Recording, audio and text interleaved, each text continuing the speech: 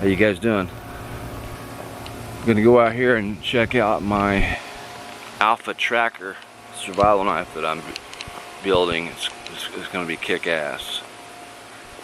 So it's gonna have some weight to it. It's gonna have multi-function capabilities. And I'm saying it's gonna be the best tracker survival knife you've ever seen. It's gonna be the best tracker survival knife out there, handmade here at Snow-Tac Knives. So let's go up here. We're heading to my shop now. We're going to check it out. Alright, got to remove this. Normally I don't like to leave belts. You don't want to leave your belt on there, it'll stretch it out. So just set it there for now. Let's go check out. Here we go.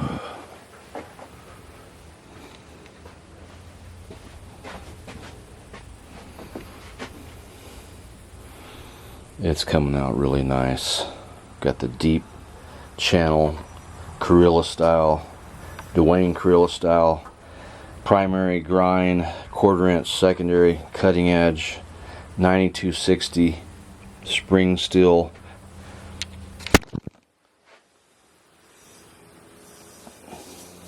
Really cool.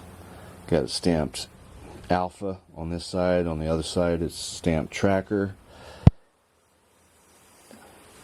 Still got to finish this up. We're going to do differential. Well, I'm going to normalize this one first. We're going to do a normalizing heat treatment just to stabilize the molecules in the steel. Then we'll do a differential heat treat and then I'll temper it. But I've got just a little bit more. I've got to polish on this and get a nice, we're going to get a nice razor sharp cutting edge on this. I've got a 1/4 inch secondary cutting edge. This is a convex 1/4 inch grind here. That's going to, because we got primarily a chopper. I'm going to do serrations on the top here. This spine's going to come down a little bit. So there's still quite a bit of work to be done on it. I've got to build the knife scales. We're going to use tire rubber with 3 titanium round bar stock for the mechanical hold. This will get cold welded pressed on there because I don't want that coming off. So then we're going to do some testing with it. It's going to be kick-ass.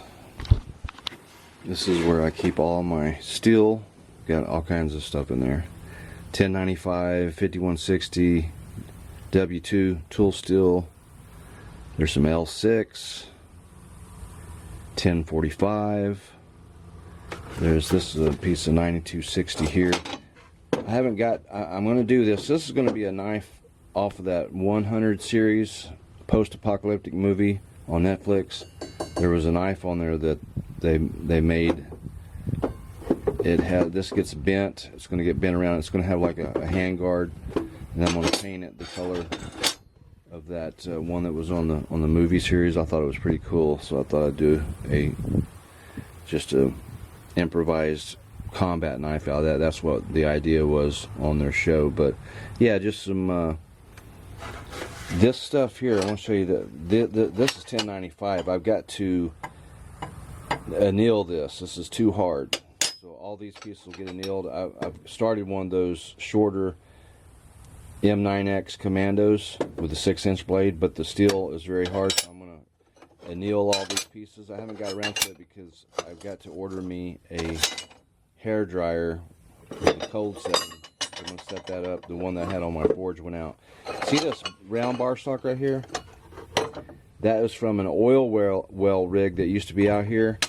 I had a long shaft bar piece. I got another piece to show it to you, but I cut this one up. This is super high carbon. It's like 1080, and so it's got some flex to it.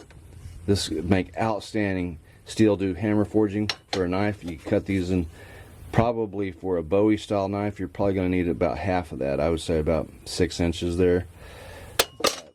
Got lots of that, and if you look over here, here is a longer piece of that as well.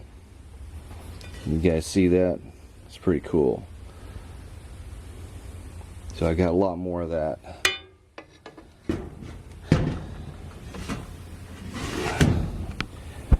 And here's the forge. So I've got a tube piece that goes here where the air inlet is. I just hang the hair dryer up there. So the one that I had went out. I'm getting ready to order me another one because I'm going to need to use this. But this just works outstanding. That air flows in here, gets plenty hot enough you can forge anything you want in there. And so yeah, so I'll catch you guys on the next one. I'm really excited about these Alpha Tracker knives that I'm making. I want to show you guys this Metalworker that I have. I've got a video where I'm showing this a little bit, but I want to talk a little bit more about this. This is so cool. This is where I cut out all my knife blanks, my knife designs. You know, initially when I get started, you draw up the knife that you want with a template, or just draw it on your piece of steel. You can cut it out. It just does just an amazing job cutting out knife blanks. It's pretty fast. Now there's two different types of blades that you can get for this. There's one that's called a bimetal, and then there's one that's just called, it's just your basic raker. I think it's 18 TPI, 18 teeth per inch. It's like a $15 blade. This one has that $15 blade on it. Now if you get the $15 one, just know you're only going to be able to cut like 5 or 6 knives with it, and then it gets dull really quick. But for 15 bucks, cutting out 5 or 6 knives, it's not bad. Now there's one that's called the bimetal. You get that one, it's like a $50 blade, but you're going to be able to cut probably 50 or 60 knives with it. It just lasts like a gazillion times longer. So those are just two different ones. The bimetal is the one you want if you want the one that's going to last a lot longer. But again, like I was saying, for 15 bucks, cutting out 5 or 6 knives, still not a bad deal. So that's why I've been getting the $15 ones. Also, just so you guys know, this is going to have my multi-function pommel in. This is going to have a pry bar. Wait till you see this end piece. It's going to have a pry bar, window breach, and we're going to have, of course, point contact.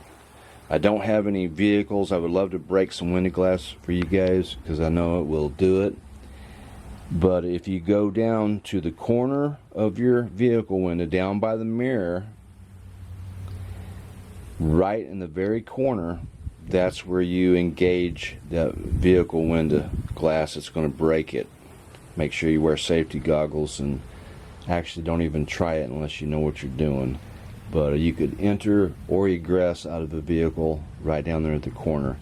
That's what this pry bar, you know, of course, you got multiple things you can do with it. Mainly pry bar. That's pretty cool in itself right there.